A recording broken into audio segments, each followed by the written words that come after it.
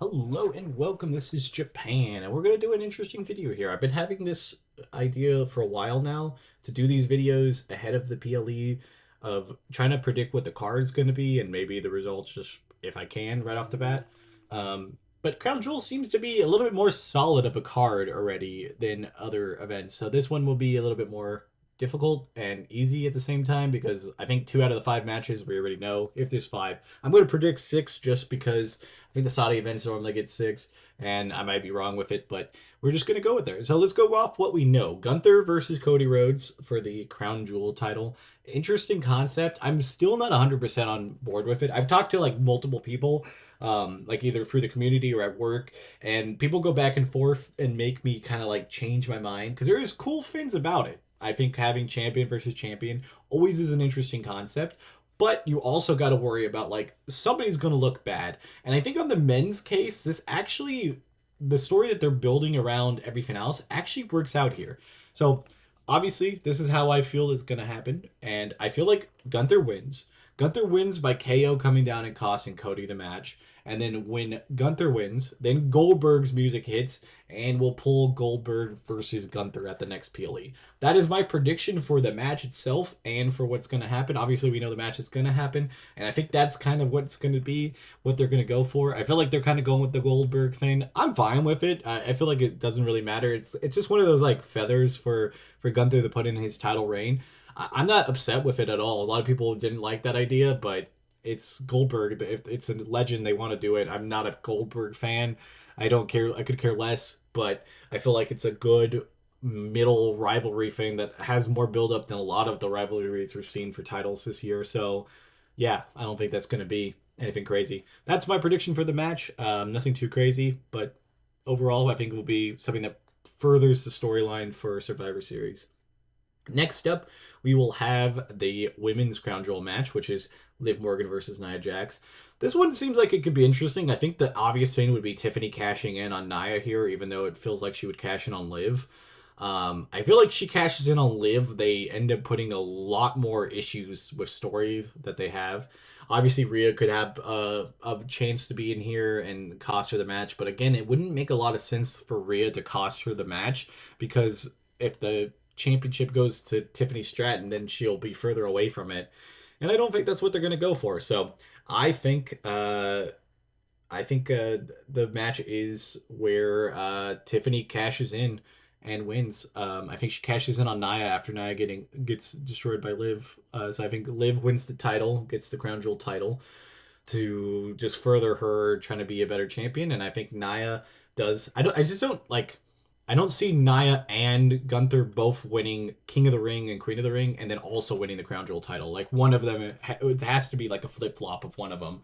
I think obviously the Crown Jewel title would be better to be fit to Nia because it makes sense on size and strength that she would beat Liv. But I feel like Dom's going to be there and cost the match somehow, and Liv's going to win, and Tiffany's going to cash in on her. I think that would be the perfect time to do it. But they might also be trying to stew it a little bit longer. I hope not. I kind of feel like it's the natural time for it. Nia's had a decent run.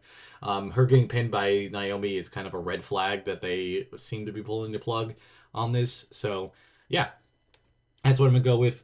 And those are the two easy matches because we already know that are done. So next up, I really think that the U.S. title will be defended here. I think it's going to be a triple threat. I think it's going to be Carmelo versus Andrade versus LA Knight. I think it would be the most solid match that they could put on. You could also maybe make it a fatal four-way if they want to try to put AJ Styles in there if he is not actually hurt. I've heard conflicting reports, so I'm not 100% sure myself.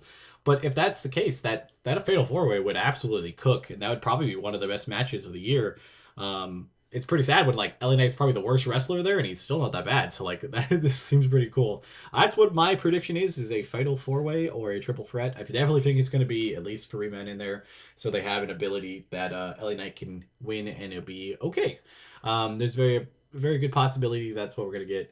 Next up, I do believe Jey Uso defending the IC title should be on the card. I feel like that has been a solid A solid idea to do. I think it should be against see, like, obviously I think him versus Dominic Mysterio should be the ultimate rivalry that they have at some point. I think it would make sense, you know, the whole thing with Jay and Rhea being there, Judgment Day, and him going after each other. Like, all of that adds up pretty nicely to making a good story. I don't think that should be wasted at Crown Jewel. I think like that could also possibly pull into some weird you know, like some type of Survivor Series match. So I feel like Dom might not be the call right here.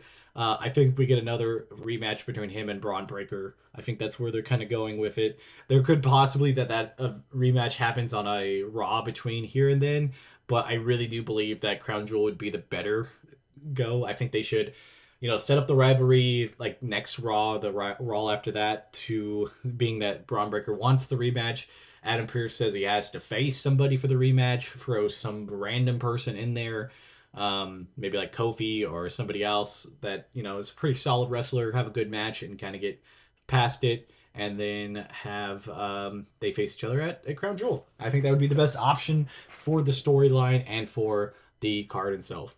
So next up, we actually, honestly, it's kind of a throw up of where it could be. I honestly thought the women's tag team titles would be on the line here. I definitely could still see it, but they're having their match against Damage Control. They just did Lash Legend and Jakara Jackson, and I don't see who else they would really pull in there, because like a rematch against Damage Control, I don't know if that necessarily feels warranted. It honestly would be the best match to have, because Kairi Sane came back at Crown Jewel last year. So I think there would be a little bit of a fitting set. So I would say that that could possibly be on the card. I, at this moment, don't highly believe it, because they're already having a match next Raw for the titles against each other. So I feel like if you're going to put the women's tag match on this card, that would be the team to go against. But I don't know if it makes it. So I'll put it as a temporary maybe as an option. Honestly, they just really don't have any other matches for on the women's side here. Nothing else makes sense. I thought maybe somebody said something about like Tiffany versus Rhea. I don't know how that would really narratively thread to be something that makes sense in this case. You know, you could also have Tiffany versus Naomi or something like that. Those are all possibilities. At the moment, we don't really have the narrative thread for it. So then we got to look elsewhere.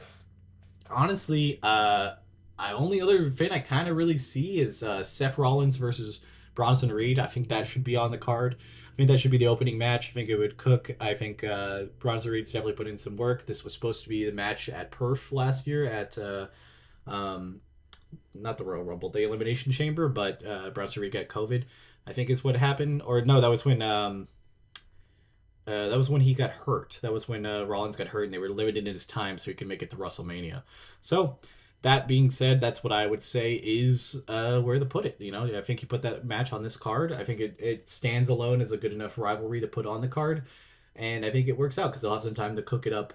Other than that, we got the obvious choice, Roman versus Solo. I don't know if they're going to quite get there in time for that. I could definitely see a tag team match. I could definitely see Roman and Jimmy versus Solo and Jacob Fatu. There could also be a very possibility that the tag team champs could be on this card. We have both tag team champions. I think the Bloodline versus like Motor City Machine Gun would be pretty cool.